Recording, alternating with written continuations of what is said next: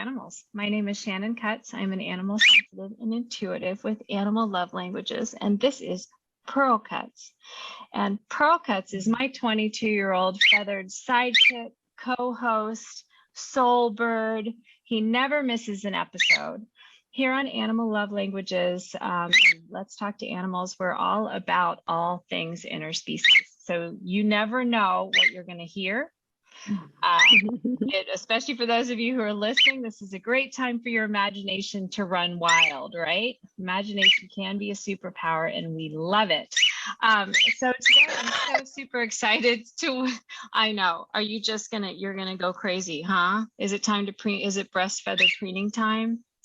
He's got his perch up here and because I usually don't have my hair down, but he's gonna be nesting here before too long. So those of you who are watching, you're going to get an extra special treat. So I'm so delighted to welcome Marie-Lune today from Canada. And we have the treat of meeting a communicator who works in both English and in French, which is super exciting. My first and only language is English, unless you count interspecies communication, which I'm totally counting it. But very much a big admirer of the beauty of the French language and just, oh, yeah.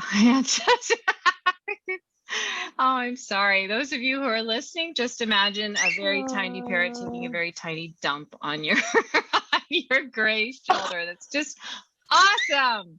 We're just gonna, okay, maybe I'll edit that out and maybe I won't. Yeah, I mean, it's a releasing of toxins. That's exactly what it is. I can tell we're gonna have a good interview. Yeah, for sure.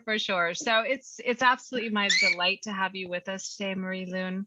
And, here on the podcast and the YouTube series, we welcome folks from all around the world who love animals. Some people are joining us. They are brand new to animal communication. And we just, with the millions upon millions of podcasts available, picking out one called Let's Talk to Animals, we know that there's a heart for animals. We know that there's an interest in interspecies communication. We know that maybe those of you who are joining us are wondering if perhaps your own animals or maybe the wild animals that surround you are speaking to you or trying to communicate. Maybe you've received feelings or images or words and dreams that feel like maybe there's some communication going on. Others may be a little bit further along the path. Maybe you're having experiences and you kind of want to unpack those and figure out what to do with them. Maybe some of you are ready to start putting some more structure around it, maybe a little bit of working with a communicator that you feel like you resonate with. And those are all reasons why Let's Talk to Animals exists. This is something the animals asked me to do. Currently, I'm not teaching in any formal way at the moment, but I absolutely adore connecting interested students with wonderful teachers and guides and mentors. And that's what I've always been about. And in many different iterations throughout my work life and my personal life, mentoring is my jam. I love it. I just love it. We're never too new at something to help someone else, and we're never too advanced to need help. Let's just put it that way. So welcome, Marie-Lune. So thrilled to have you with us today. Before I forget, which sometimes I do, I want to make sure everybody knows how to find you. Your website is Marie-Lune, Lune.ca. And there's both an English and a French version for the website, for those of you who may prefer French. So welcome. I'm so excited to welcome you and your beautiful, you were showing me the beautiful view and your cute little tiny house. I'm a huge fan of tiny houses here, and I absolutely I would love to visit someday and tour all 600 square feet of it. Yes. And would be happy to show you around my 600 square foot pads if you ever come to Texas. Love it. So, yeah. So the first question I always just like to start off with, just, understanding we're joining from so many different unique perspectives is, when did you even know that talking to animals was possible, that it was a thing? Yeah. It's interesting. When did I figure it out? I figured it out, yeah, quite young, actually. It's something I always tell people that I've been doing since I was a kid. If you look at, who I was hanging out with and the friends that I had, they were animals or elderly people. I was either hanging out with one or the other, or together. They go together too. And it's something that I just didn't know that not everyone was doing it. I really thought it was something that everyone was doing. Do I believe that everybody can? Yes. Do I believe everybody is aware? No. Or that maybe some of us, it's coming more natural, and for others, it's something that they expand with time, just like a skill, right? It's like anything else. But I just remember I was a very introvert, very quiet kid, and always hanging out with cats, mostly cats, because that's what we could have. What I would have wanted was way more than that, but always lots of cats and dogs, and often in my basement, and just truly just being. And they were part of everything I was doing. And it was like this thing where I would go to my parents or go to people and say, hey, your dog would like to have that. And they were like, what? I'm like, yeah, he just told me like he'd like to have his orange ball. And they're like, what are you talking about? I'm like, well, don't you hear him? And then I realized, so I shut it down for a little bit after that. Like I think a lot of us do, because then being introvert and being an empath, often that's what we also, not all of us are that, but it comes with the terrain a lot. So I don't know how to say that in English. Terrain. The territory. Yeah, the territory. Territory. Oh, thank you. Okay. Absolutely. The terrain is perfect. Yeah. I think that was the French thing. Okay. So then I think we go within so much more when we realize we don't fit in. We often don't feel like we fit in, but the only ones that ever made me feel like I wasn't different or with who I could trust and open my heart was the animals. So yeah, it was quite early on. It's always been there. So you arrived here with a very open channel, and some of us do. Some of us come to it a little later in life. Some of us come to it quite early. The majority of us come in with an open channel that we don't recognize. We don't know it's there. We don't tune in. We don't have anybody around us that models this or mentors this for us. We don't know it's a thing. And I love that you were so aware.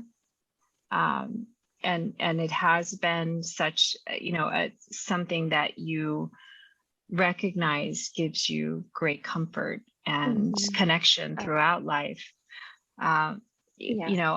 Most of us have had experiences, and I found it so interesting. The more I become willing to talk about it, the more I hear from others that they've had experiences.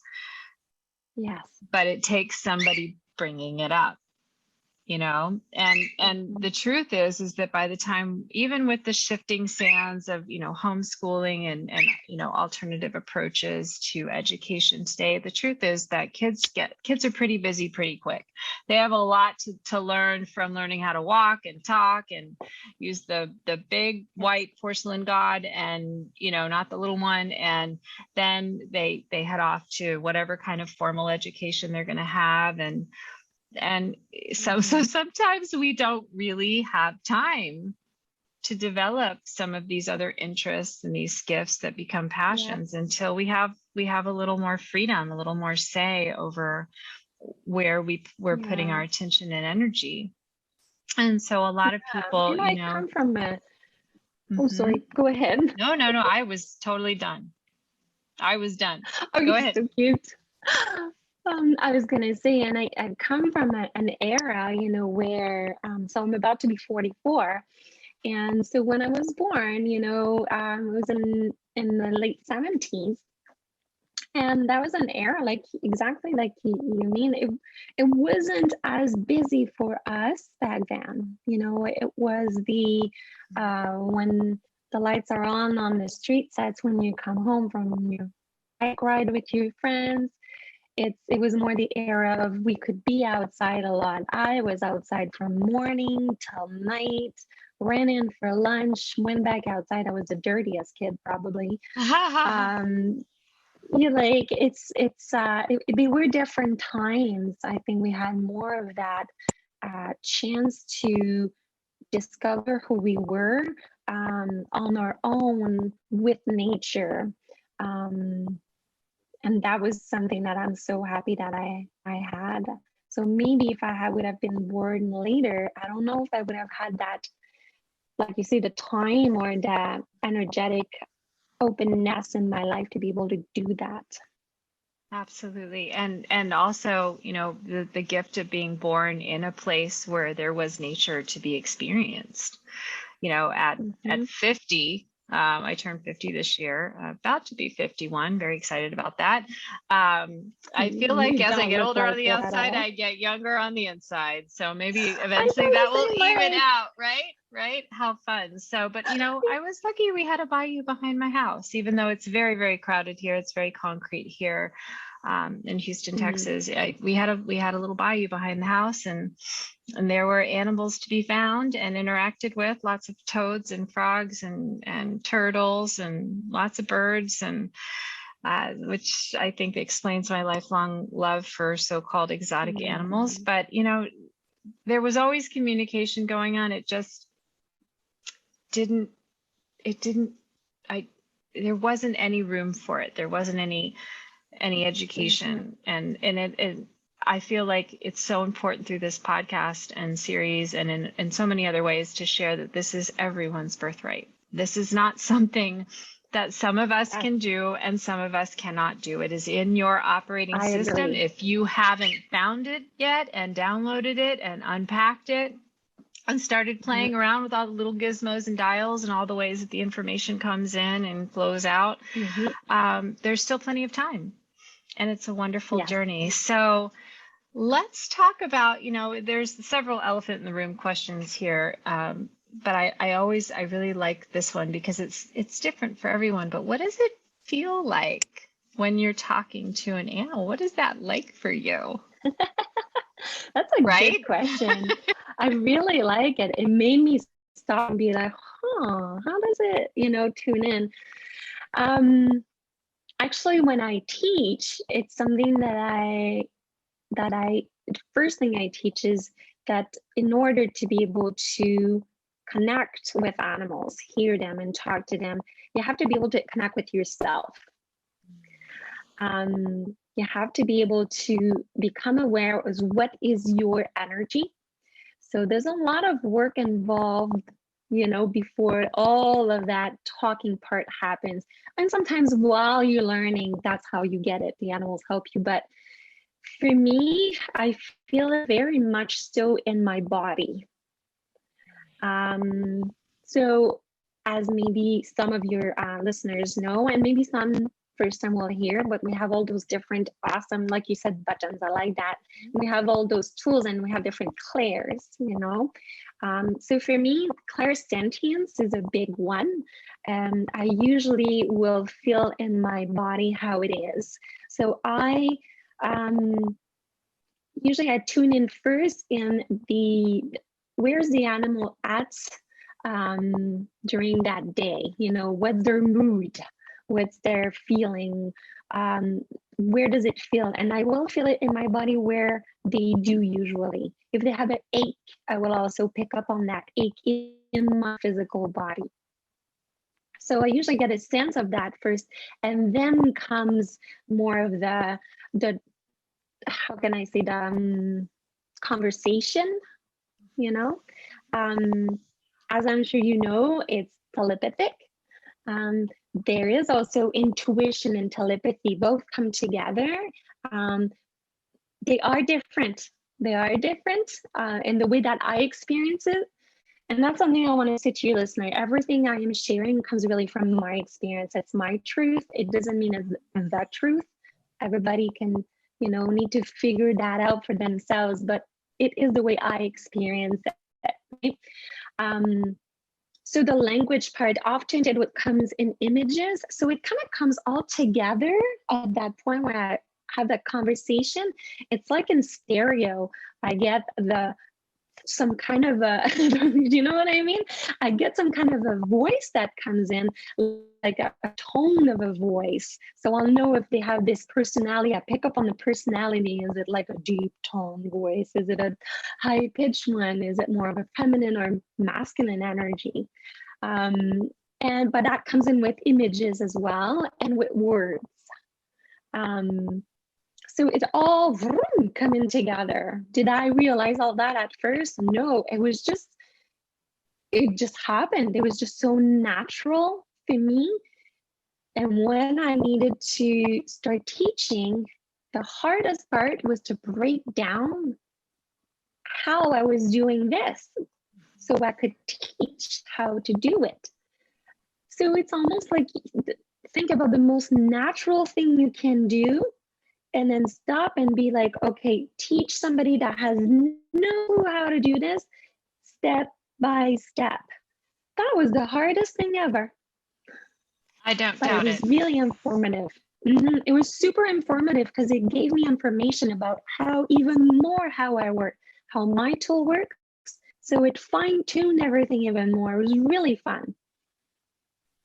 So this is a great kind of takeaway for anyone who's listening right now or watching, and maybe you're not sure how it would happen or how it is happening for you. And it's, I love what you say about sitting with yourself and working with yourself first and connecting in with yourself, which is something else that it's a gift that the animals bring into our lives, because if we want to talk to them, we have to be listening.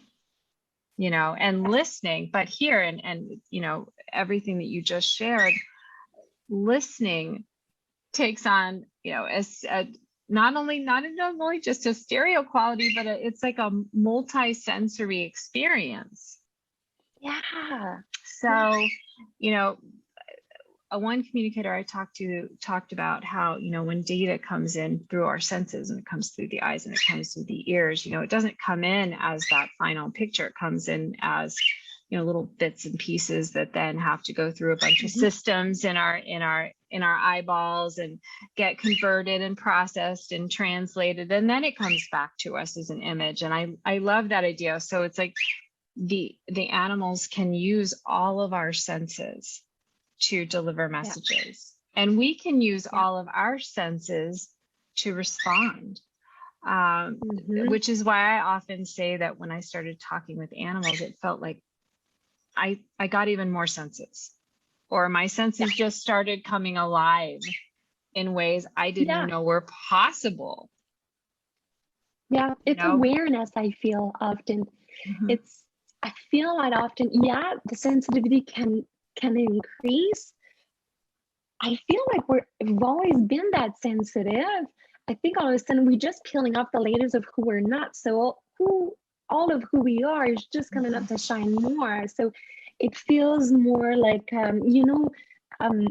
if you've had sunglasses and you take them off and you look at the sun, you'll feel like, oh my God, I'm so sensitive to the sun.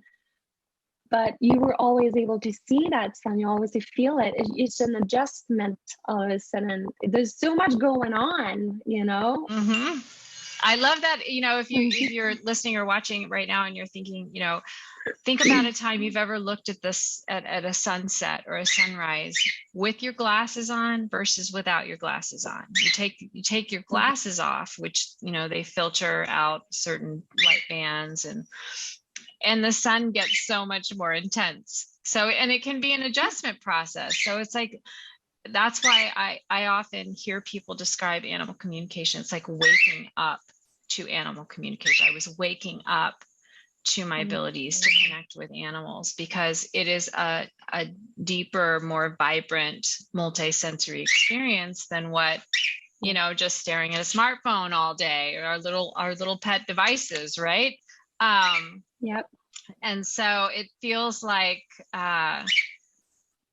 it's an adventure worth taking. Let's just say it this way. Just, those of you who are listening and you're like, I love this podcast. I love listening to the different people talk about animals, but I could never do it, or, I don't have time, or, I don't want to do this as a profession. It's like, you don't have to. This is a birthright. It's just something that every human being has the right to experience. And it can be, I would love to point you to, I have a little free 5-day animal communication camp. That's literally what it's called. It takes 5 minutes a day. You can do it with your own animals. It's totally free. Go to animallovelanguages.com/camp. Couldn't be easier. And it's just, it comes to you over a 5-day period, and 5 minutes a day, and you can just start playing. And then if you decide you want to take it further, Marie-Lune has classes. We'll talk a little bit more about that at the end of the podcast. Lots and lots of different wonderful communicators. You can see who you resonate with and plug in at the level that you have time, space, and energy for. Definitely, this isn't something to push yourself towards. It's just something to allow, because it is a delight and a joy. And remember when I mentioned that somebody was going to be doing a little nesting in my hair because it's down today? Yeah. Are you doing a little nesting? Are you doing some nesting? It's a great color for nesting too, isn't it? Yeah. Those gray and white feathers really pop and all that. So tell us a little bit about together. Yeah, he's my boy. He's my boy. Tell him you're the avian love of my life. If you see my eyes being closed, so just so you know, I think with being sensitive, we just pick up on everything. The way I explain it is like we hear, see, feel more than maybe the norm, in brackets, right? I don't like putting labels, and that's how animals are too. But when animals pop, I see them, right? So I'm sorry if my eyes go in places right now. Well, it's wonderful that you have so many animals to pop to. I mean, that's amazing. You should. I mean, there are different animals on where you are for sure. We have beavers, otters, like I see heron every day. Kelly woodpeckers. Like, it's just amazing here. What a gorgeous, gorgeous atmosphere to practice and teach animal communication. It's gorgeous, and it's true, the journey that we take from beginning to awaken to are this kind of extra sensory awareness, like you mentioned clairsentience before, which is clear feeling. For those of you who maybe are new to the 4 clairs, clear cognizance is clear knowing, clear sentience, I always get them mixed up, is clear feeling, clear audience is clear hearing, and clairvoyance is clear seeing. So there you go. I got all 4 of them and I got them right. That's pretty exciting. But it isn't a head knowledge thing. Like, you don't have to know what the words mean. You don't have to know how to spell them. It's more just understanding that there are these pathways, and you can start. And it's important what Marie-Lune was saying about, she feels a lot in her body. She gets a lot of messages. Each communicator tends to have kind of one pathway that is a little more open than the others. This isn't to say it's your only pathway. It just means that it's kind of like any program that you get, this software program, if you're thinking about starting to use it, you'll get a little preview. It shows you kind of, this is a few of the things this software can do. And that channel, that open channel, is kind of like your little preview. So for me, exactly. That's a good way to put it. I like that. Yeah, it's like, for me, it's clear cognizance. I mean, knowings. In fact, I didn't know that. I had to have a mentor teach me when I was practicing. I thought I just wasn't doing it right.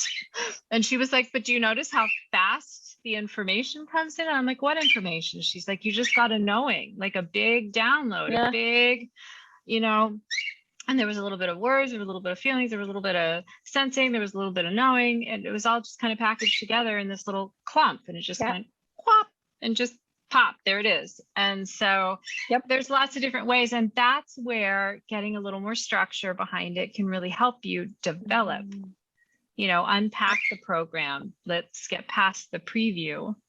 And speaking as someone who really, really, really honestly thought I was going to be the only person in my class who couldn't hear the animals. And I really did. And so many of my fellow students felt the same way. And I have yet to meet anyone who hasn't been able to do this. It's just about being willing to push yourself beyond kind of the traditional classroom learning. And let's just, nobody's grading you anymore. There are no tests. Maybe if you want to take a certification program, maybe there will be a little bit of thing, something to demonstrate mastery, but not everybody even teaches that way. It doesn't need to be. You don't need to have a certification for this. Nope. No. So speaking of which, can you share just a little bit about your journey and how you put a little structure around what you were learning so you could kind of tune in on demand, so to speak, when someone needed you? Yeah. So I'd say, as I mentioned, it started when I was young more. So it was an awareness of how much the animals were bringing to me at first. I wasn't doing as much for them, I think. I can say they have saved my life more than once.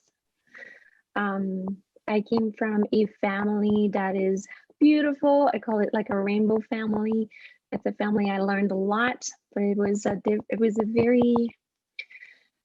was a lot of traumas that I encountered there. Being highly sensitive and an empath also create that we can sometimes have more of those traumas because we feel, more. So something that would happen to somebody else might not create a trauma within them, but for us, it might. But there was a lot of, it was beautiful. I love all my family members, but it was a very charged space. So to explain quickly, it was my mother had manic depression, and we had adopted, the whole family adopted a beautiful young boy from Haiti. I was 9 years old, he was 6 months. And then within the family, there was my older brother.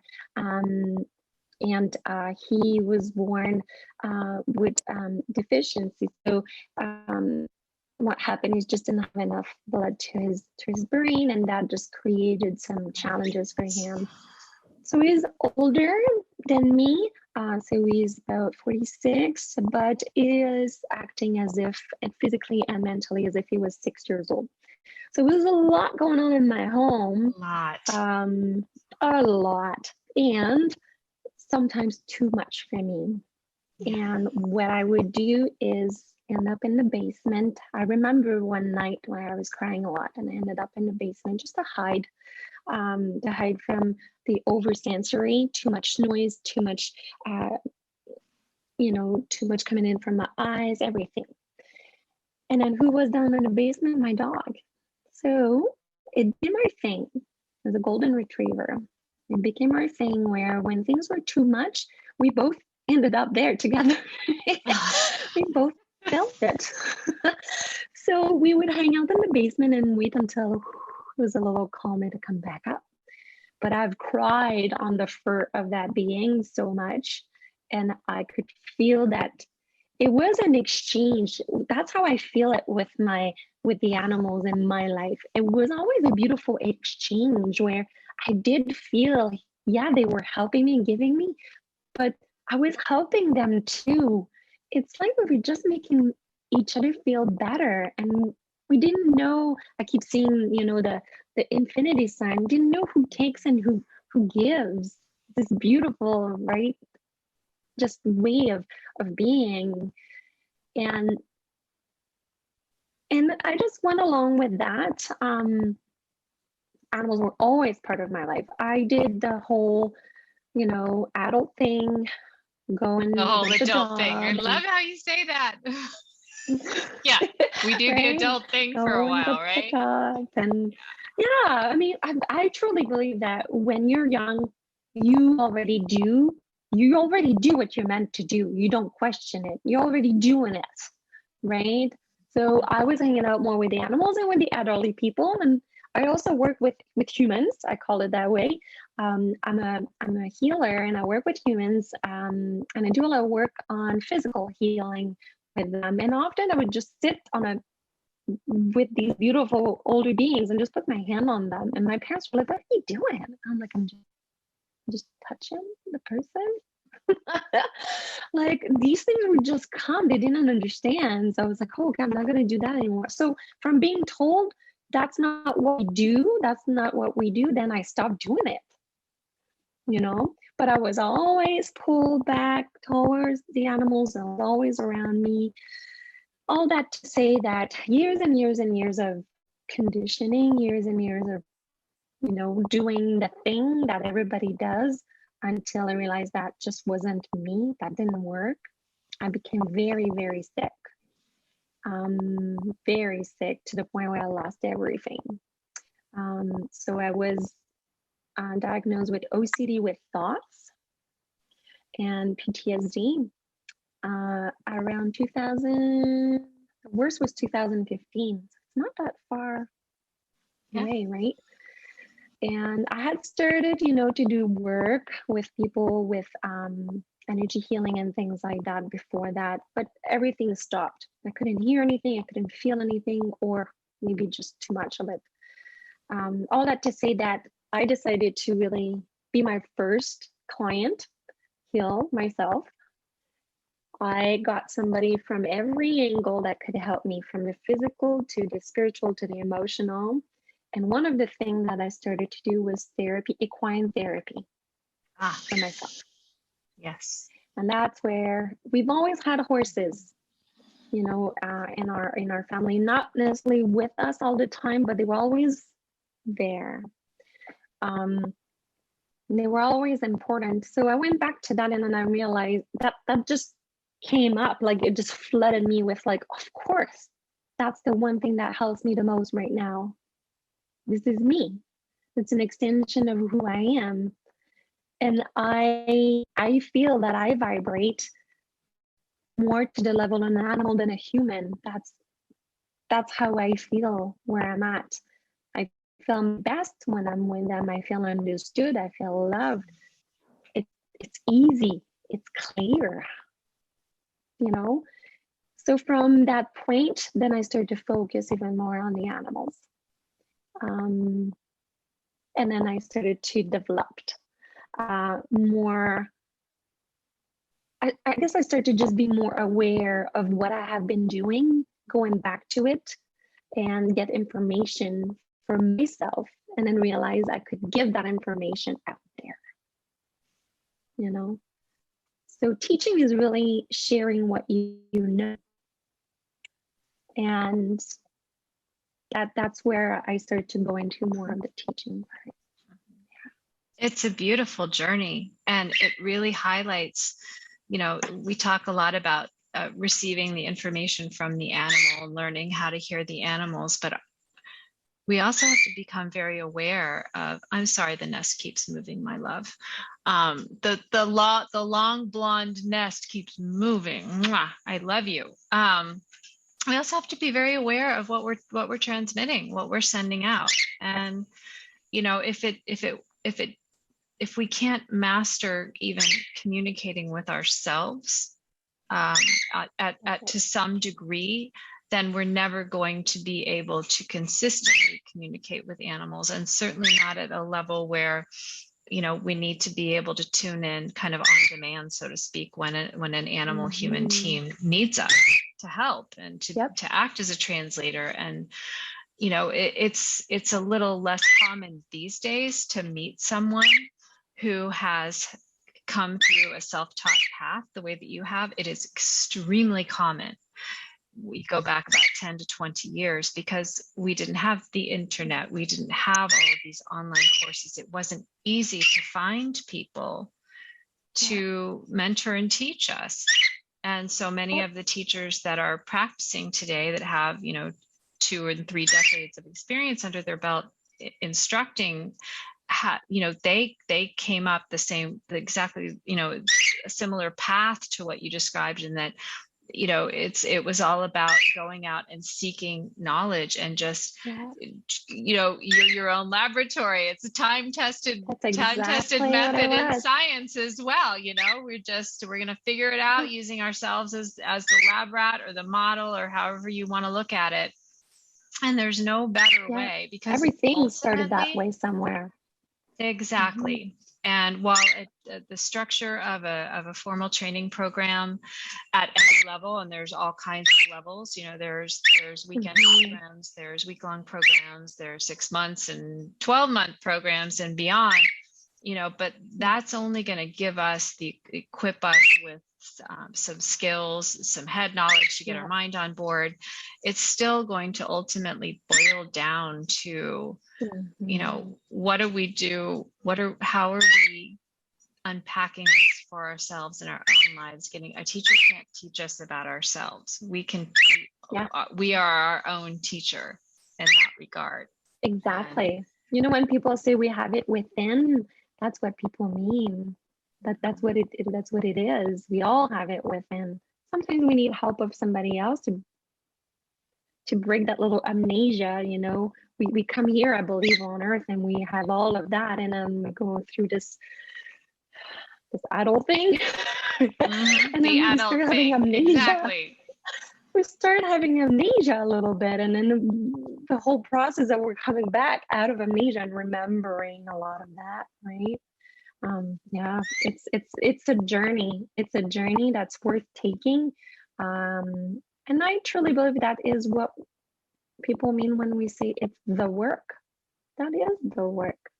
We all just go through different vehicles, and animals is my lane. It's my vehicle. It's where it's easy for me. And there's nothing wrong with easy. No, in fact, easy is underrated, I would say. Heavily underrated. I believe that too. I love that you said that, because growing up kind of in the era where you and I were born and raised, it was like work is work. Like, it's supposed to suck. You're supposed to hate it. It's like, but you have to do it. And there was this movie called Catch Me If You Can with Leonardo DiCaprio and Tom Hanks, and eventually the young Leonardo gets, put into a job, and he asks his mentor, Tom Hanks, how long do I have to do this? And Tom Hanks is like, I don't understand the question. This is work, like forever. Like, you have to do it forever. It's like, what if you could wake up every day and do something you absolutely love in some form or fashion, and earn the rent money or the mortgage money or whatever it is? And more today, our minds and our hearts are opening up to that possibility.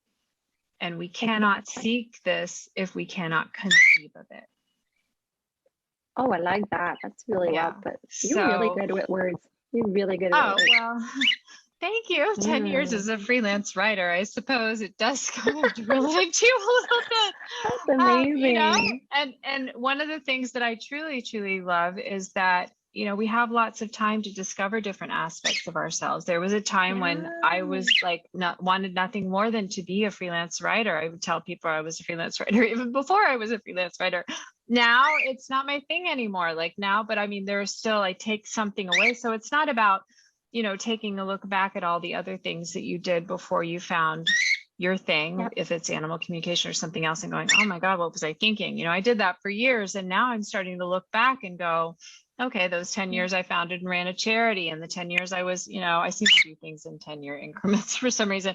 Like, it's starting to make sense, because all of those skills, the learnings, we can have different lanes, I guess, throughout our lives. And I love the fact that you have, your animal communication work, and you also work with people, and you're an energy healer, and those are all very complementary, they all have the ability to amplify any single one of them. And a lot of times you need multiple pathways. I mean, if there is trauma, which is very common for people who are naturally sensitive to animals, because trauma opens up our other senses, because it's part of keeping us safe.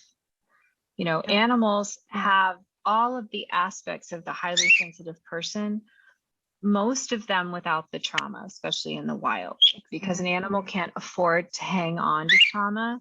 If they're still worrying about, the hungry cougar that almost got them at breakfast, they're not going to notice the hungry cougar that's out looking for lunch, and they're not going to make it to dinner. So animals can't hang on to their trauma to the same degree that we can.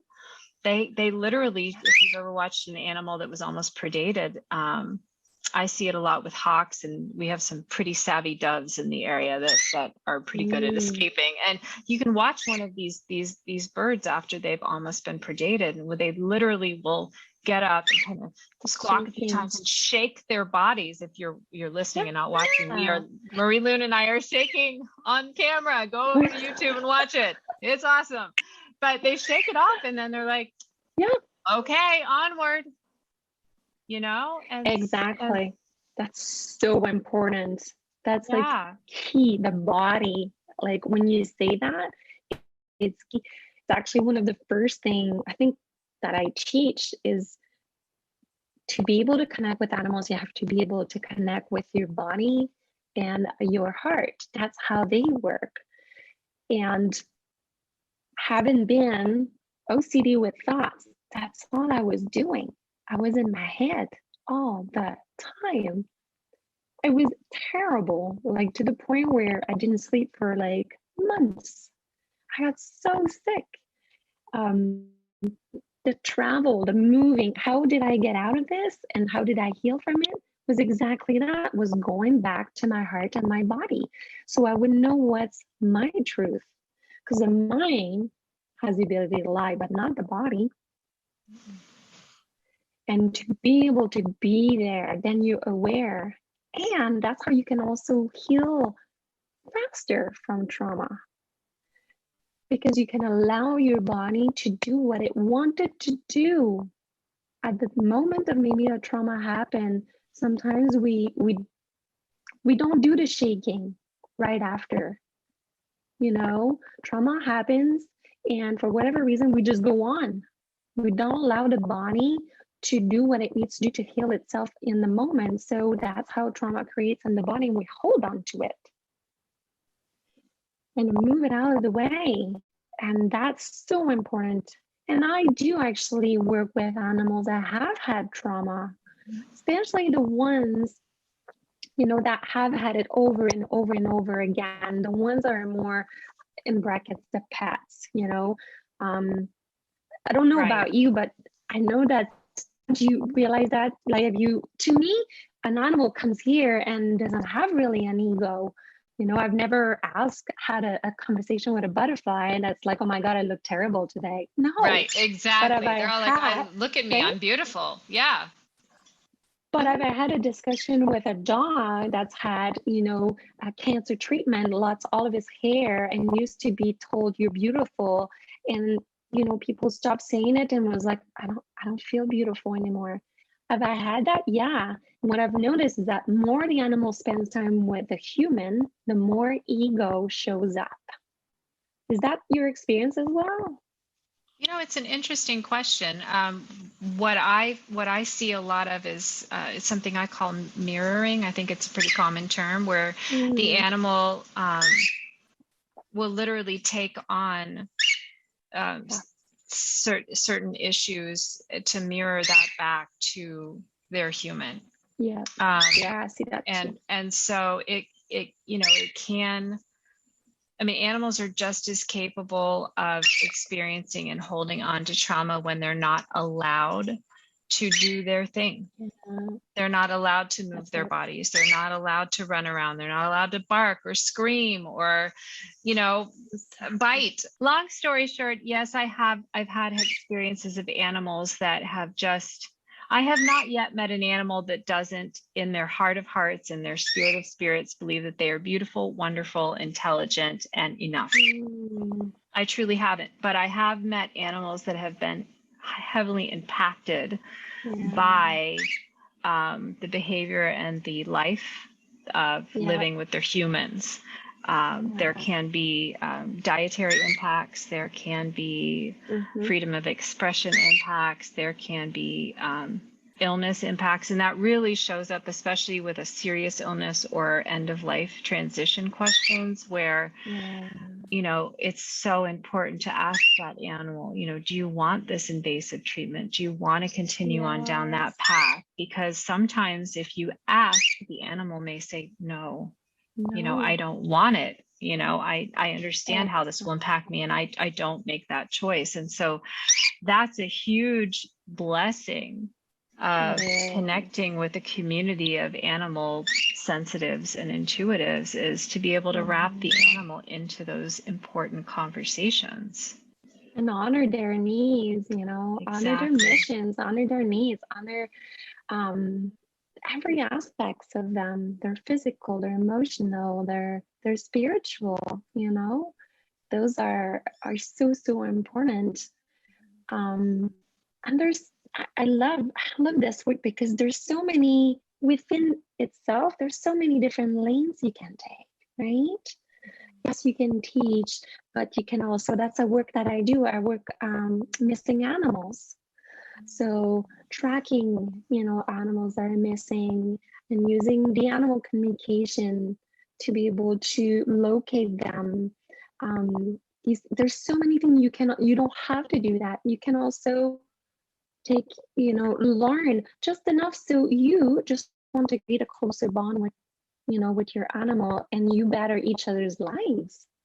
Like, that's huge. That's really big in itself. It's actually the foundation of all the rest, and the most important piece, because we live with our own animal family 24/7. So there is always opportunities to practice. Exactly. And when you really think about it, like I was thinking this morning, do I even feel like I've mastered communicating with myself or communicating with others of my own species, let alone interspecies communication, with all of the many facets that opens us up to. And it's like there's a lifetime of learning ahead. And so you don't even have to have a reason. It's a great thing to have in fact, one of the first experiences I ever had of animal communication was just reading a book and starting to really resonate with what was being shared, and thinking to myself, this feels a little too familiar. I wonder what that's all about. And then I ended up hiring that communicator. Because I wanted to have an experience. And then, that kind of quieted the mental part of me that was like, oh, that can't possibly be a thing. We didn't learn about that in school, and it's like, no, it's a thing. And I know, because now I've had the experience of talking with my animal, and it was so authentic and so genuine and so real that my gut overrode my doubting brain and said, no, that is the thing. It is real. And through those experiences, I actually had several years where I was, just adding different animals to our family, and there were some challenges. And so off and on, as I had time in my freelance writing career, as I had time and money, I would hire the communicator again, and we would have another little interspecies family chat. In fact, I got in the habit of doing it every 6 to 12 months just to make sure everything was good with everybody. And then finally, one day I got a download in meditation, you are an animal sensitive and intuitive. And I was like, well, that sounds cool. And that one thing led to another. And I decided to it was time to make a transition. And then it became the right time for me to devote some more of time and some investment into a more structure and more path. But so you never know. That's one of the most exciting things. Those of you who are watching and listening, you never know where your journey is going to lead you. And you don't need to know. Just having one experience of talking with an animal that you love is bucket list worthy in my personal opinion. I mean, if it isn't on your bucket list, we think it should be. How about that? And we would both love to be that person for you. So you know how to find us. But so in closing, you've mentioned that you help find lost animals, which is huge. That's not something I'm offering at the moment, and it is important to have people. I've used those services. It's a specialized skill set, and it's probably one of the two top reasons people seek out animal communication. The other being end of life, which is something I have developed somewhat of a specialization in. So, but it's definitely on my bucket list to develop that, and that's something that you offer. You also do energy healing work. You do animal communication work. So talk to us a little bit about if somebody wanted to start this process and maybe start working with you, what advice would you have for them? How would you guide them? I guess we would have to look at what is their, what at the moment is the thing that they really want to focus on. Is it more that they want to focus on themselves to start? Is it that they just have the crazy passion for animals and they just eat, sleep, and just, and they want to take that route first? Usually it all intertwines itself too, right? It's very interesting. When you start working with animals, you start to work on yourself, you might start to work with animals. Usually I attract the ones that want to do that. So we tend to attract, you and I have had different experiences, probably with different kind of animals. And that makes sense because you and I are different. So we will pull in probably the ones who would want to, maybe in my case, want to learn, for me to teach them how to locate animals who are, lost and things like that. So it really depends. And I think just being curious and being excited and just showing up and be like, I just have this, feeling that I would like to do this session. I'm not sure where we're going to go. That's okay.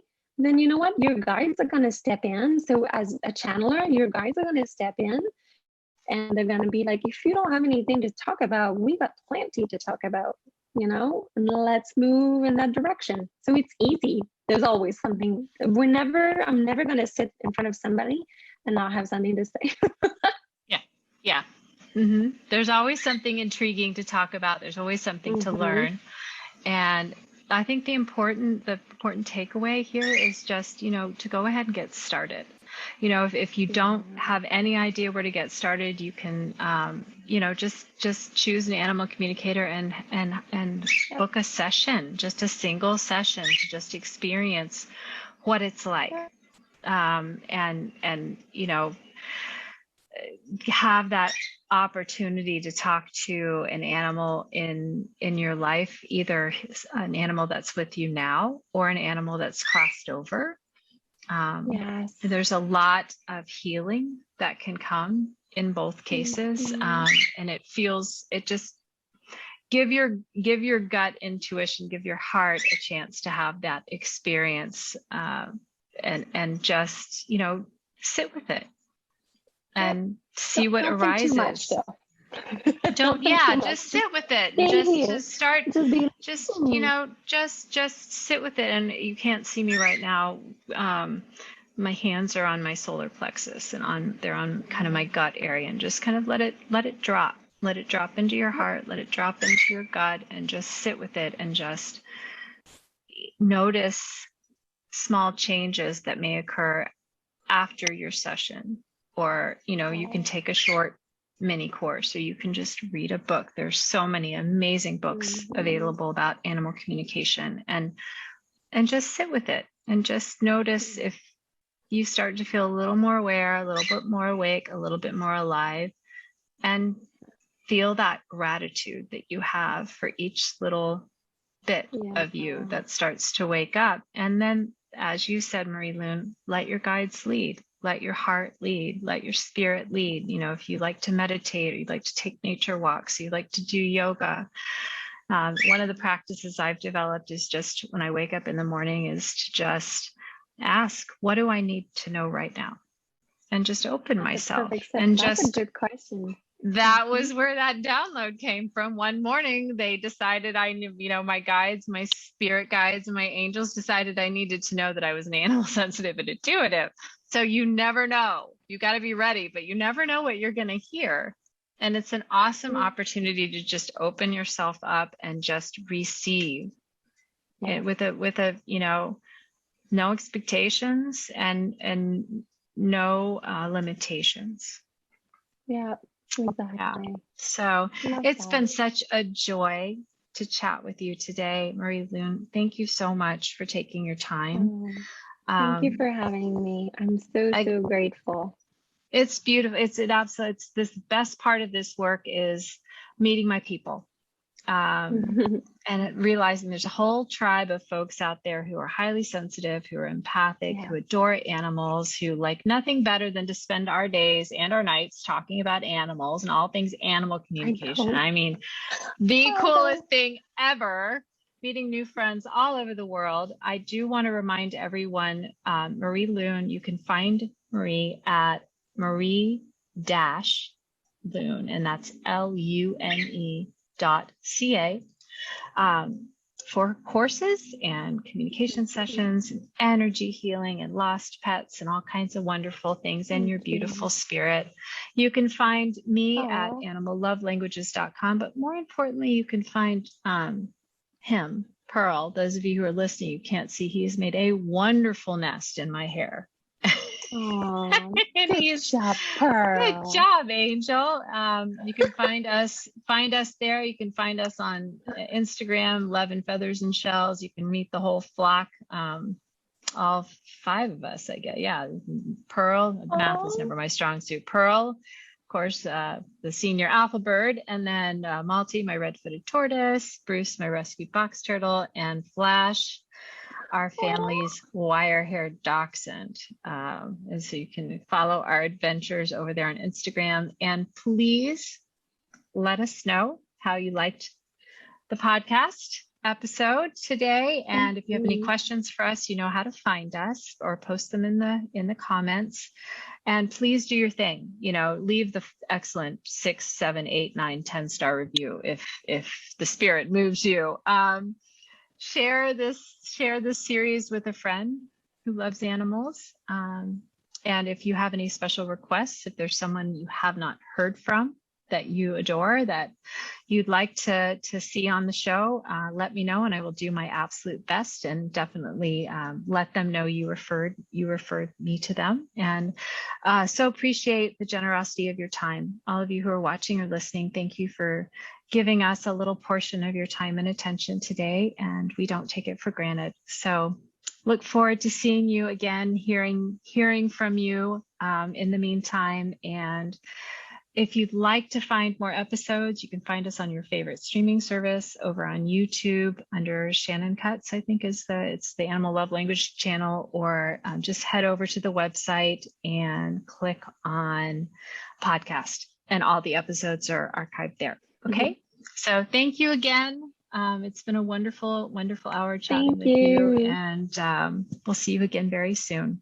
Okay. Bye for now.